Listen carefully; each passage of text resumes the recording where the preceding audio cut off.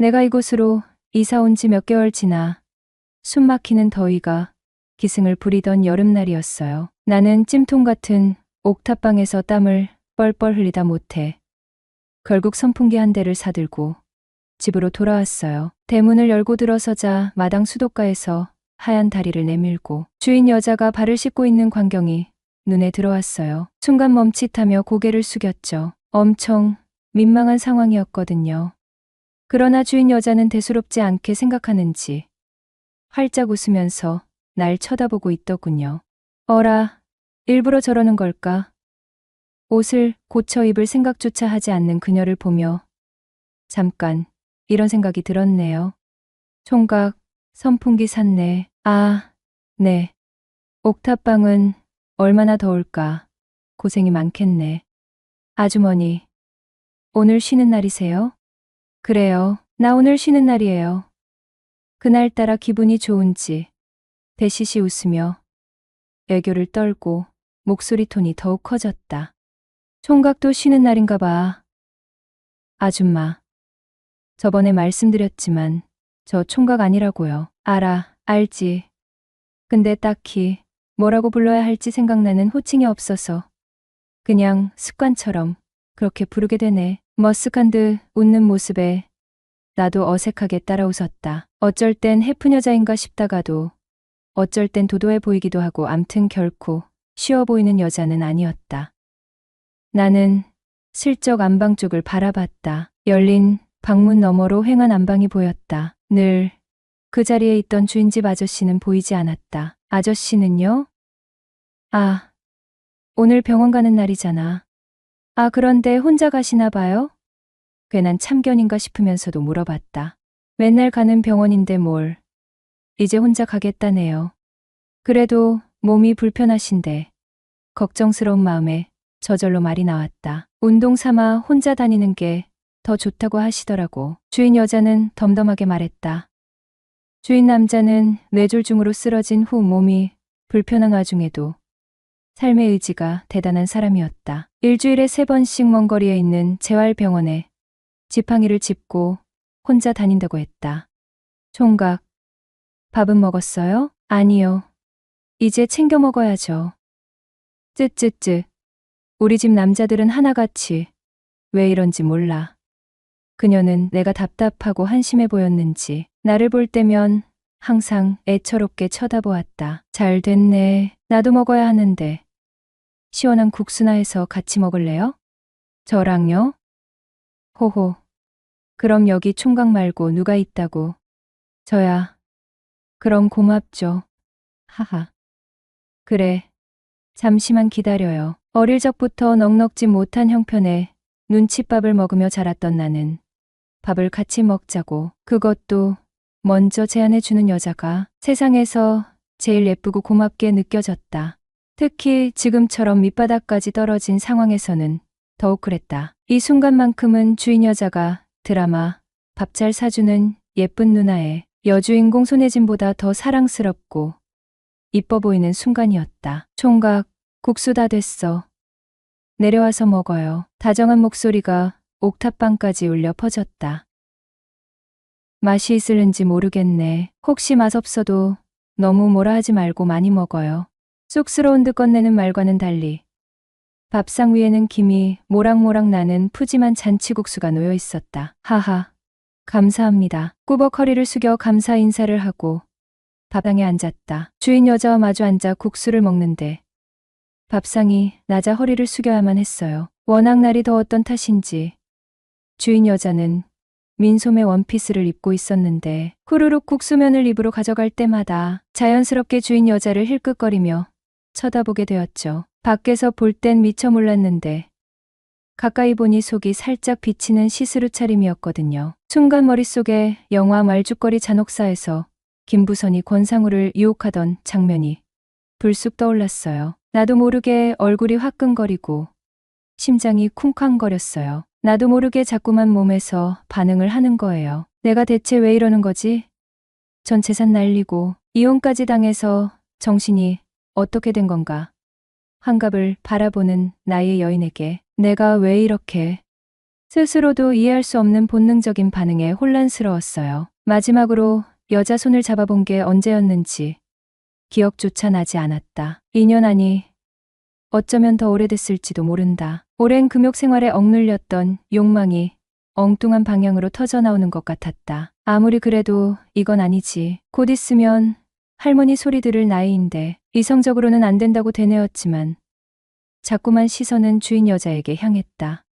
국수 때문인지 아니면 다른 이유 때문인지 침이 꼴깍 넘어갔네요. 그 순간만큼은 나조차도 내 감정을 정해내릴 수 없었다. 혼란과 욕망, 죄책감과 설렘, 온갖 감정들이 뒤섞여 복잡하게 소용돌이쳤어요. 왜 그래? 혹시 맛이 없어요? 나를 빤히 쳐다보는 주인 여자의 물음에 화들짝 놀라 정신을 차렸죠. 아, 아니요, 맛있어요. 그런데 왜 그렇게 뜸을 들여? 안 먹고 뭐해요? 아, 제가 원래 좀 천천히 먹는 편이라서요. 얼버무리며 국수를 입으로 밀어 넣었다. 덩치만 멀쩡하게 컸지. 국수 먹는 폼은 영 아니네. 쇠덩어리도 씹어먹게 생겨서는. 호호. 주인 여자는 웃으며 농담을 건넸다. 나도 어색하게 따라 웃으며 국수를 허겁지겁 먹기 시작했어요. 양푼에 가득했던 국수를 순식간에 해치웠죠. 국수를 다 먹자 주인 여자는 시원한 커피까지 내왔어요. 오랜만에 사람 대접을 받는 것 같아 뭉클했네요. 총각, 나 오랜만에 이런 옷 꺼내 입었는데 어때 보여요? 주인 여자가 갑자기 쑥 다가오는 것이었다. 혹시 내가 몰래 훔쳐본 것을 들킨 건가 싶어. 속으로 도둑이 제발 저리라는 속담처럼 순간 가슴이 철렁 내려앉았다. 다행히 그런 건 아니었다. 남편이 쓰러진 후 석 달 동안 병간호를 했고 퇴원 후에는 당장 먹고 살기 위해 노래방 일까지 하며 정신없이 지냈다고 했다. 모처럼 쉬는 날 옷장 깊숙이 넣어두었던 옷들을 한참 뒤적거려 그중 가장 화려하고 예쁜 옷을 골라 입고 남편에게 물었더니 한다는 소리가 다른 남자한테 시집이라도 가고 싶냐는 핀잔만 들었다는 것이다. 그 말에 하루 종일 마음이 상했는데 나를 만나 국수를 함께 먹으며 이런저런 이야기를 나누다 보니 기분이 훨씬 나아졌다고 했다. 주인 여자는 기대하는 눈빛으로 나를 가만히 바라보았다. 정말 예뻐요. 원래도 예쁘셨지만 오늘따라 더 특별히 예뻐 보이세요. 나의 칭찬에 주인 여자는 얼굴이 금세 발갛게 달아오르며 마치 수줍은 소녀처럼 한 손으로 입가를 가리고 웃었다. 그러다 자연스럽게 이야기는 흘러 주인 여자에게 내가 어떻게 이혼하게 되었는지 속사정을 전부 털어놓았다.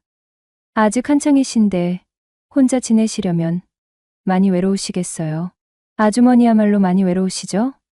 나도 조심스럽게 물었다. 내 말에 아주머니는 잠시 뜸을 들이다가 나를 천천히 쳐다보며 나지막이 입을 열었다. 외롭긴 많이 외롭죠. 남편이 있어도 없는 것 같으니 차라리 없었더라면 마음 편히 다른 사람이라도 만났을 텐데 다 이 못난 팔자 탓이죠 뭐. 아주머니의 마지막 말이 자꾸만 귓가에 맴돌았다. 차라리 없었더라면 그 말은 현재의 삶에 대한 깊은 불만족과 어쩌면 남자에 대한 갈망을 내비치는 것처럼 들렸다. 나 역시 아주머니에게 은근한 호감을 느끼고 있었던 터였다. 솔직히 말하면 낮에는 병든 남편을 헌신적으로 간호하고 밤에는 생활 전선에 뛰어들어 억척스럽게 살아가는 아주머니의 강인한 모습에 마음이 끌렸던 것 같다. 세상 사람들이 흔히 60대 할머니라고 부르는 나이의 여자가 아무리 곱다고 한들 얼마나 예쁘겠는가. 본판이 아무리 미인형이었다 해도 60세라는 나이는 얼굴 살도 빠지고 눈가도 처지고 피부 또한 푸석푸석해지는 노화가 한창 진행될 시기일 텐데 말이다. 하지만 사업 실패 후 20년 넘게 헌신한 가정을 냉정하게 버리고 떠나버린 전 아내와 아주머니는 너무나 달랐다. 내 눈에 비친 것은 단순히 외적인 아름다움이 아닌 인간적인 매력이었기 때문이다. 사람 자체가 아름답게 느껴졌던 것이다. 주인 여자와 나는 꽤 오랫동안 밥상에 마주 앉아 이런저런 이야기를 나누었고 어느덧 시간이 흘러 저녁이 되어서야 나는 옥탑방으로 돌아왔다. 안녕하세요. 47살 이혼하고 혼사자는 남성이에요.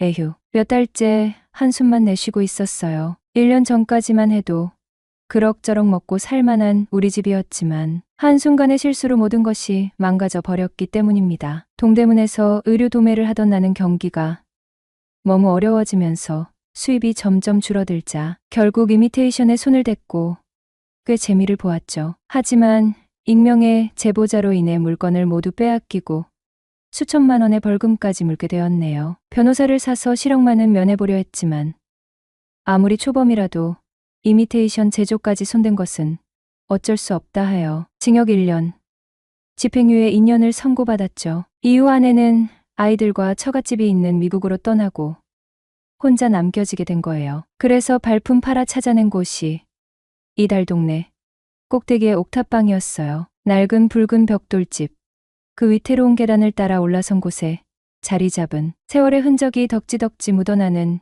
옥탑방. 사실 그때까지만 해도 삶에 의욕이 크게 없었기에 월세 싸고 비바람만 피하면 된다는 생각이었다. 드디어 녹슨 철문을 삐걱 열고 옥탑방 안으로 발을 들였을 때 솔직히 말하면 첫인상은 젠장, 최악이었다. 영화 속 낭만적인 옥탑방은 환상 속에서나 존재하는 신기루였나. 현실은 촌스러운 꽃무늬 벽지가 눅눅하게 숨막히고 오랫동안 갇혀있던 퀴퀴한 곰팡이 냄새가 코를 찌르는 낡은 공간이었다. 그래도 햇볕은 잘 드네. 애써 긍정회로를 풀가동했다. 이 가격에 이 정도 옥탑방이면 훌륭하지. 스스로를 다독이며 그날 바로 계약을 하고 이틀 후 짐짝을 낑낑거리며 이삿짐을 옮기기 시작했다. 아이고, 무거운 박스를 들어 올리는데 희미한 신음소리가 계단을 타고 올라왔다. 아래층, 바로 집주인 아저씨 댁에서 새어나오는 소리였다. 혹시나 하는 마음에 조심스럽게 계단을 내려가 보니 덩치 큰 아저씨가 지팡이에 간신히 몸을 의지한 채 힘겹게 움직이고 있었다. 푸근한 인상의 주인 아저씨는 어색하게 웃으며 말했다. 미안요.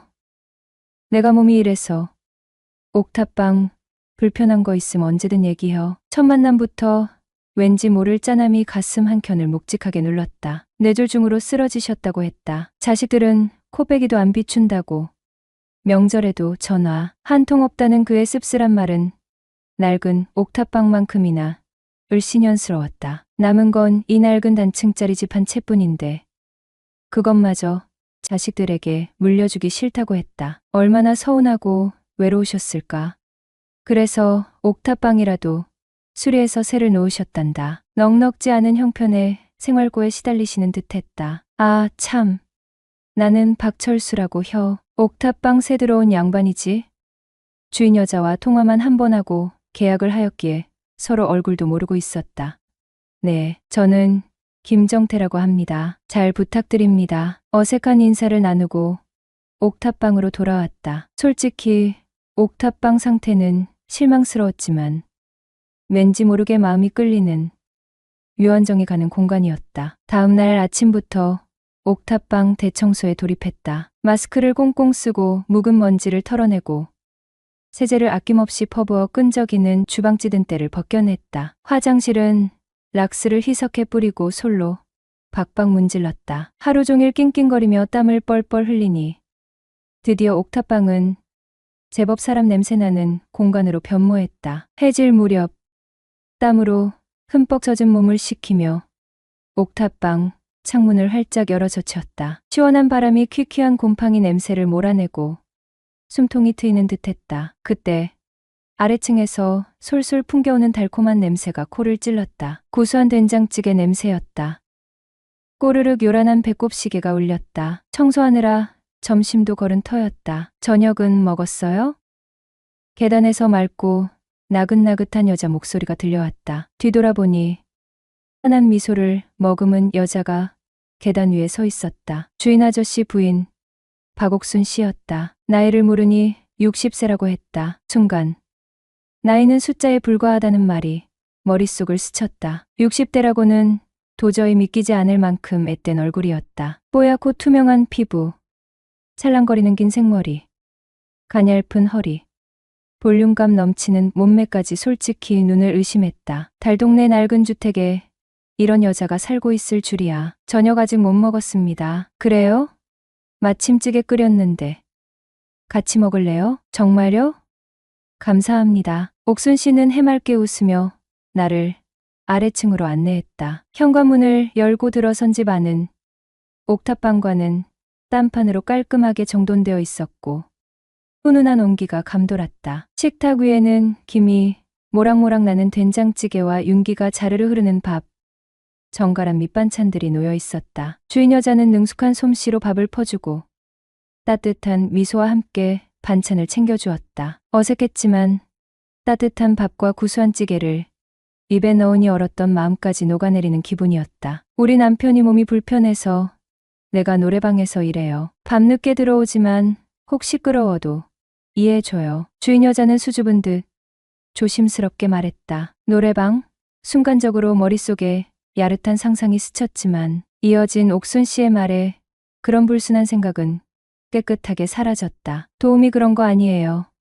청소하고 술안주 만들고 그래요. 우리 남편 먹여 살리려면 뭐든 해야죠. 주인 여자는 씩씩하게 웃으며 말했다. 밤늦게까지 고된 일을 할 텐데도 얼굴에는 지친 기색 하나 없이 밝은 미소가 가득했다. 남편을 걱정하고 챙기는 모습에서 진심, 어린 애정이 느껴졌다. 두 사람은 오랜 세월 함께 해온 다정한 부부의 모습 그대로였다. 아픈 남편을 헌신적으로 보살피는 옥순 씨의 모습은 아름다운 외모만큼이나 마음씨 또한 곱고 따뜻하게 느껴졌다. 저녁 식사를 마치고 옥탑방으로 돌아왔다. 왠지 모르게 마음이 몽글몽글 따뜻한 기운이 퍼져나갔다. 삭막한 서울살이라고 지레짐작했지만 첫날부터 이렇게 따뜻한 이웃을 만나게 될 줄이야. 특히 옥순 씨.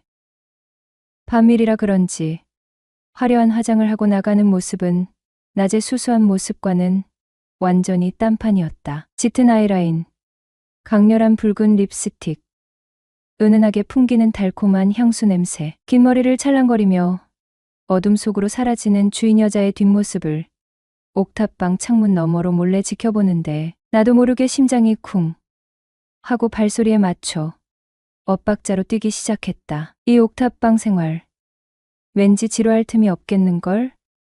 묘한 설렘이 온몸을 휘감았다.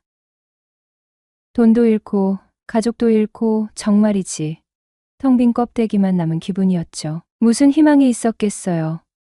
무슨 즐거움이 있었겠어요. 그저 숨만 붙어있는 딱 죽지 못해 산다는 말이 제 심정을 대변하는 듯 했습니다. 하지만 주인 여자를 만나면서 제 잿빛 같던 삶에도 조금씩 변화가 찾아오기 시작했어요. 그 변화의 시작은 낯선 남자에게 건네진 따뜻한 밥 한 끼였죠. 이 여자 정말 괜찮은 사람이구나. 순간 그런 생각이 스치면서 나도 조금 더 일찍 이런 사람을 만났더라면 내 인생도 조금은 달라졌을까 하는 이제 와서는 부질없는 후회가 밀려왔어요. 매달 꼬박꼬박 500만 원씩 거의 20년을 넘게 생활비를 줬는데 그런데 모아둔 돈이 단 한 푼도 없다는 거예요.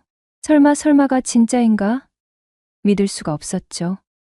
혹시나 하는 마음에 통장이라도 한번 보자고 했더니 글쎄 오히려 저를 향해 펄쩍 뛰면서 화를 내는 거예요. 500만 원이 무슨 큰 돈이냐며 아끼고 또 아꼈어도 항상 부족했는데 무슨 돈이 남겠냐며 적반하장으로 소리를 지르더군요. 그러더니 더 이상은 같이 살 수 없으니 양육은 자기가 알아서 할 테니 이혼해달라고 아주 냉정하게 통보하더군요. 사실 처갓집이 꽤 부유했거든요. 혹시나 아주 혹시나 처가에서 우리 가정을 위해 어떤 식으로든 도움을 주지 않을까 정말 마지막 희망처럼 기대하고 있었는데 결국 저만 덩그러니 버려두고 떠나는 게 그들의 최종 결정이었던 거죠. 정말 세상에 덩그러니 혼자 버려진 기분. 그때 제 심정은 날로 다 형용할 수 없을 만큼 처참했어요. 하지만 옥탑방에서 오히려 잊고 지냈던 사람, 사는 정이라는 걸 느끼면서 조금씩, 아주 조금씩 다시 일어설 힘을 얻고 있었어요.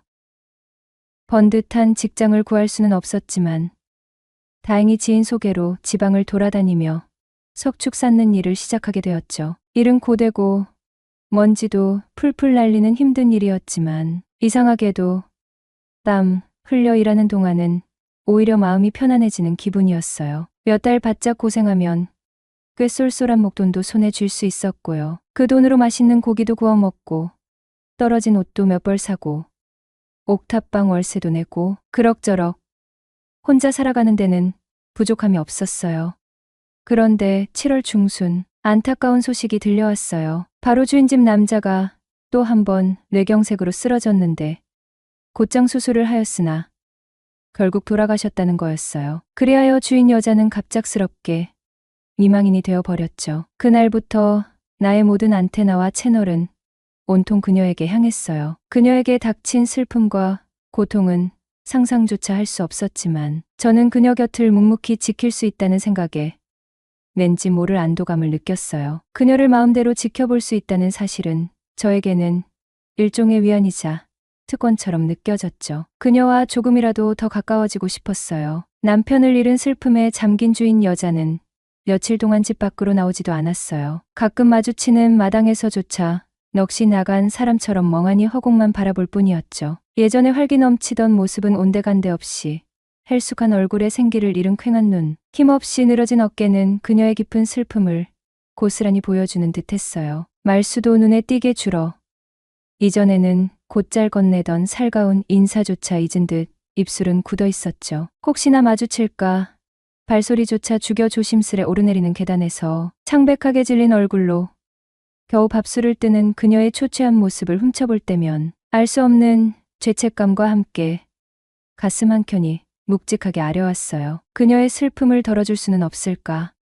곁에서 위로라도 건네고 싶었지만 섣부른 행동이 오히려 상처가 될까. 조심스러워하며 애써 모른 척 지나치는 날들이 계속되었죠. 그러던 어느 날 밤 그녀가 맥주 몇 캔을 사들고 옥탑방으로 올라왔더군요. 총각, 안에 있어요? 네, 아주머니. 잠깐만요. 저 총각. 혹시 나랑 같이 맥주 한잔 할래요? 뜻밖의 제안에 순간 당황했지만 속으로는 엄청 기뻤어요. 평상에 그녀와 마주 앉자 난생 처음으로 그녀와 술잔을 기울였어요. 아줌마, 술 잘 드시는 것 같진 않던데 괜찮으시겠어요? 사는 게 영 재미가 없어. 그래서 총각이랑 같이 한잔하고 싶어서. 나 술 마시고 실수하면 총각이 책임져야 돼요. 뭘 책임지라는 걸까? 순간 심장이 쿵 하고 내려앉는 것 같았어요. 어쩌면 우리 둘 다 입 밖으로 내진 않았지만 은근히 무언가를 기대하고 있었는지도 모르겠어요. 책임지라니 그 말의 순간 온몸에 묘한 전류가 흐르는 듯한 설렘을 느꼈어요. 정말 괜찮으시겠어요? 조심스럽게 되묻자 아주머니는 옅은 미소를 지으며 대답했어요. 괜찮아. 나 이제 과부잖아. 이 나이에 혼자 사는 여자가 뭘 못하겠어. 앞으로 내 맘 가는 대로 하고 싶은 대로 다 할 거야. 그렇게 시작된 술자리는 시간이 흐를수록 점점 더 뜨겁게 타올랐어요. 술잔이 몇 순배 돌자 저도 모르게 속마음이 툭 튀어나왔어요. 아줌마도 이제 새로운 시작하셔야죠. 아마 아줌마처럼 아름다운 분을 남자들이 가만두지 않을 거예요. 에이, 너무 늙었어요. 아니에요. 아줌마는 여전히 아름다우세요. 제 칭찬에 아주머니는 기분이 좋은 듯 소녀처럼 수줍게 미소 지으셨어요. 분위기가 무르익자 저도 조금 더 용기를 내어 조금 더 과감한 질문을 던져봤어요. 아줌마, 혹시 남자 필요하시면 저는 어때요?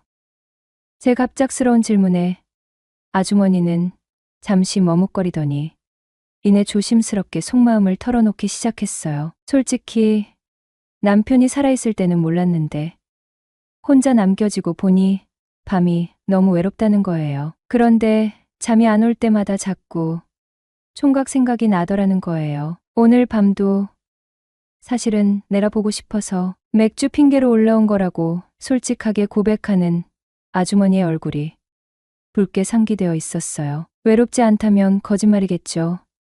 나도 여자인데 더 이상의 말은 필요 없었어요. 그날 이후 저는 더 이상 여름엔 찜통처럼 덥고 겨울엔 냉골처럼 추운 옥탑방에서 혼자 밤을 보내는 일은 없게 되었어요. 자연스럽게 아주머니가 살고 있는 1층으로 옮겨가 함께 살게 되었으니까요. 돌이켜보면 만약 그때 내가 옥탑방으로 이사 오지 않았더라면, 혹은 아주머니가 먼저 용기를 내어 맥주를 사들고 옥탑방으로 올라오지 않았더라면 우리의 운명은 과연 어떻게 흘러갔을까요? 어쩌면 우리의 만남은 이미 정해진 운명이었는지도 모르겠어요. 운명처럼 이끌린 우리는 결국 서로에게 없어서는 안 될 너무나 소중한 존재가 되어 버렸으니까요.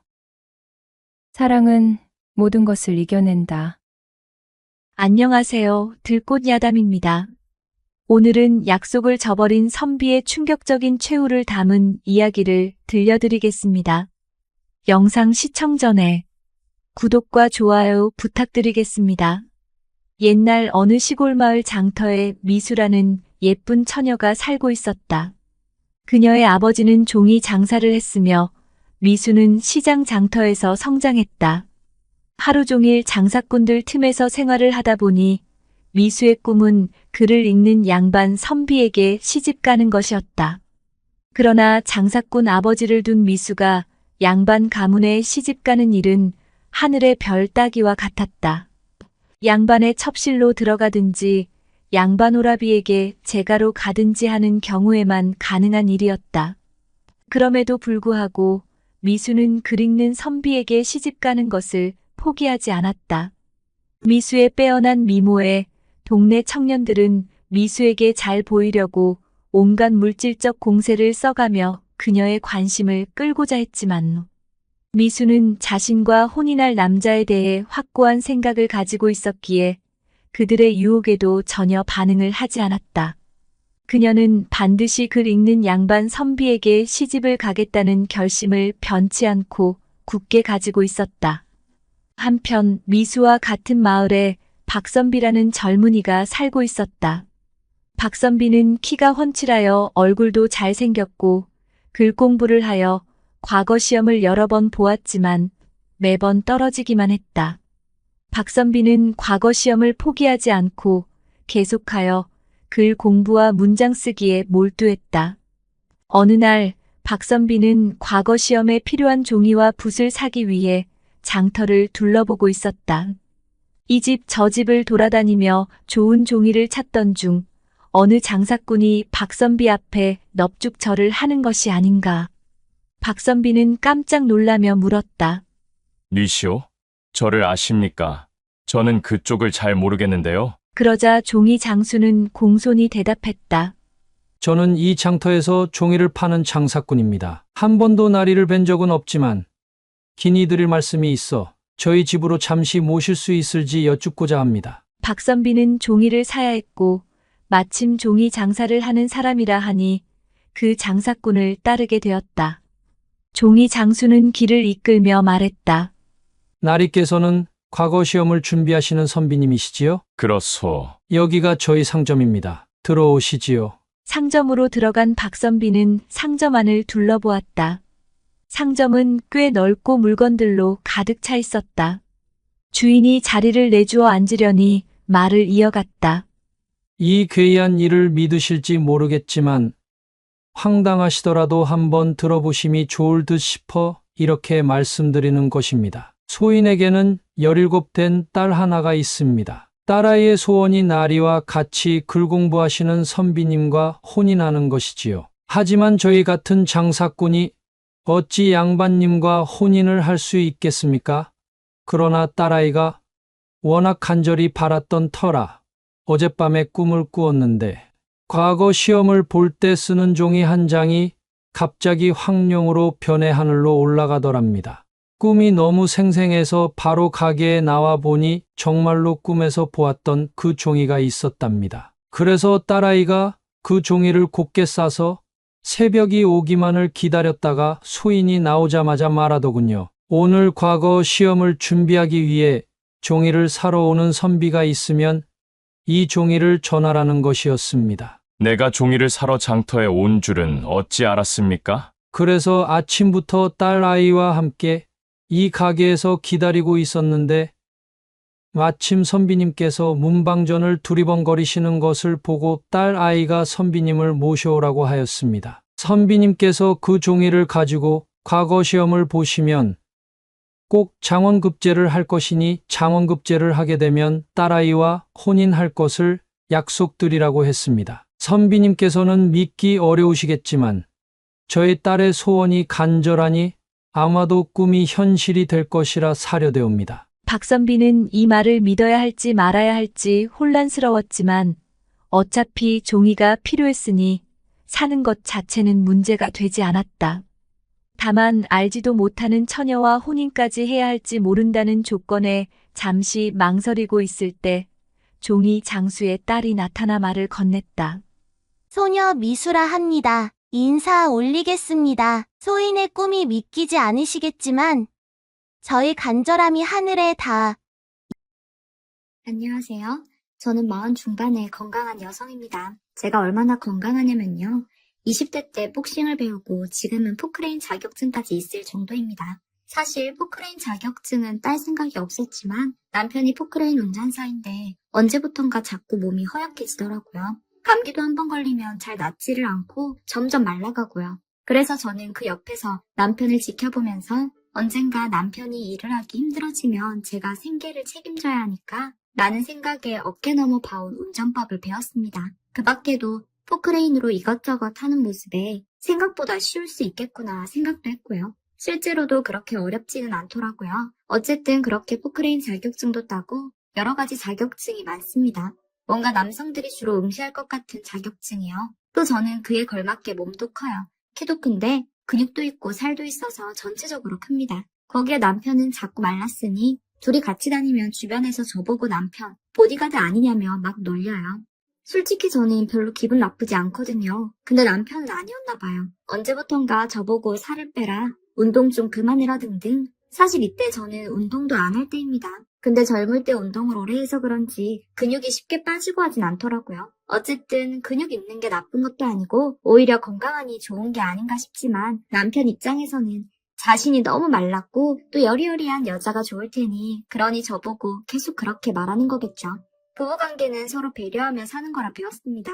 그렇게 믿고 있고요. 그래서 저는 제 나름대로 남편을 위해서 살도 빼고 있었습니다. 실제로 10kg 정도 뺐고요. 물론 키나 근육처럼 제가 어떻게 할 수 없는 부분은 불가능했지만요. 그래도 남편 기분 좋으라고 또 저도 너무 덩치가 큰 건 싫으니 서로를 위한 일이라고 생각했어요. 그렇게 살을 어느 정도 빼고 남편도 이제 이쯤에서 만족하고 저를 배려해 제게 또 다른 요구는 안 하겠지 생각하고 있던 찰나에 아침에 일어나 보니 남편이 침대에 없더라고요. 어디를 갔나 했더니 거실에서 자고 있는 남편을 발견했습니다. 처음엔 TV보다 잠들었나 싶어 방에 들어가서 자라고 깨웠는데 그게 아니더라고요. 거실에서 자고 싶어 온 거랍니다. 제가 코 고는 소리가 너무 싫어서요. 물론 제가 코를 골지만 지난 10수년간 그런 저와도 잘만 자놓고선 이제와 이러는 게 저는 이해가 안 갔습니다. 그래서 말도 안 되는 소리 하지 말라며 반응을 안 해줬더니 그때부터 거실에서 잘 거다 아니면 밖에서 잠만 자고 들어오겠다 하더라고요. 그 소리에도 제가 대꾸를 안 해주니 오히려 각방을 쓰면 더 달달해진 부부들이 많고 서로의 시간을 갖고 또 존중해주니 부부 사이도 더 깊어진다는 겁니다. 그 말에 저는 좀 황당해서 쓸데없는 소리 하지 말고 오늘부터 다시 방에 들어와 자라고 했더니 자기가 알아놓은 방이 있다는 거예요. 그래서 무슨 방이냐 물으니 저희 아파트 단지 구석진대에 지금은 아무도 안 쓰는 경비원실이 하나 있는데 그곳을 써도 되는지 허락을 받겠다는 겁니다. 저는 거기 사람 손 안 탄 지 너무 오래돼서 벌레도 많고 더럽다고 게다가 사람이 자는 곳이 아닌데 어떻게 거기서 자냐고 했더니 잘 수 있다고 고집을 피우더라고요. 그래도 저는 출근하면서 오늘은 방에 들어와서 자라고 한마디 하고 나왔습니다. 그리고 식당으로 출근했는데 자꾸만 신경이 쓰이더라고요. 주변에서는 제가 남편의 보디가드 같다고 하고 여장부 같다고 하고 게다가 남편은 제 코골이를 들으면 잠을 제대로 못 자니 다음날 일을 하러 나가도 피로를 풀지 못했으니 몸도 정신도 피곤하고 지금 상태로는 제가 여자로 보이지 않겠다 하는 생각이 문득 들더라고요. 그래서 슬쩍 같이 일하는 직원 아줌마한테 여쭤봤어요. 부부가 각방을 쓰는 거에 대해서 어떻게 생각하느냐고 그랬더니 아주머니 대부분이 이미 각방을 쓰고 있다는 겁니다. 저는 생각보다 이런 일이 흔해서 놀랐는데 아주머니가 하시는 말이 각방을 쓰니까 싸울 일도 줄어들고 각자의 시간을 가지니 또 식사하거나 TV를 볼 때면 자연스레 말도 많아지고 편해져서 좋다는 거예요. 그 말을 듣고 제가 좀 혹했죠. 저는 부부관계가 좋아지길 바라는 사람이었으니까요. 지금 생각해보면 그 얘기를 들으면 안 됐었지만요. 어쨌든 그때 당시에는 그 말을 듣고 퇴근하고 경비원 휴게실에 가서 청소 싹 해놓고 이부자리까지 갖다 놨습니다. 남편에게 말하니 남편은 금방이라도 하늘을 날 것처럼 좋아하더라고요. 대신 아침밥을 꼭 들어와서 먹고 퇴근해서도 저와 아들에게 얼굴 비추고 밤에 이상한 짓 하지 말라니까 그런 건 당연하다면서 꽤나 자신 있다는 듯 말했습니다. 그렇게 각방을 쓰기 시작한 저는 처음에는 옆에 남편이 없으니 좀 허전하기도 하고 뭔가 기분이 이상해서 별로였는데 시간이 점점 지나니까 또 적응이 되더라고요. 말했다시피 제가 체격이 커서 침대를 혼자 쓰니 의외로 편했고요. 혼자만의 시간도 생기니 사람이 좀 여유가 생겼어요. 정말 아주머니들 말대로 부부 사이가 더 좋아진 느낌이 나더라고요. 그땐 그렇게 생각했죠. 근데 각방 생활 몇 주 후에 일이 터졌습니다. 퇴근 시간이 돼도 남편이 집에 안 들어오더라고요. 전화를 해도 받지도 않고 일단 시간이 늦었으니 걱정은 됐지만 잠이 들었는데 아침이 되어도 아침밥을 먹으러 안 오는 거예요. 제 딴에는 늦게까지 일했나 싶어 아침밥을 들고 갔어요. 포크레인